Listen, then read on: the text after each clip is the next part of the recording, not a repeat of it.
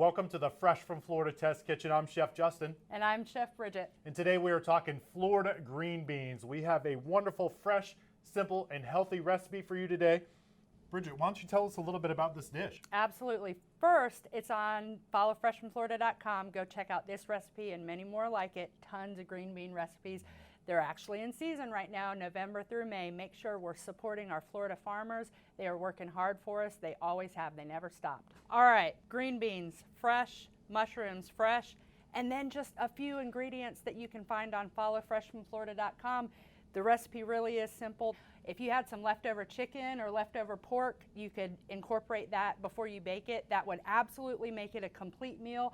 That's how simple and easy our recipes are to follow. You can make these recipes your own, and we absolutely want you to make them your own. That's right. For these recipes and many, many more, go to followfreshfromflorida.com. And remember, keep cooking.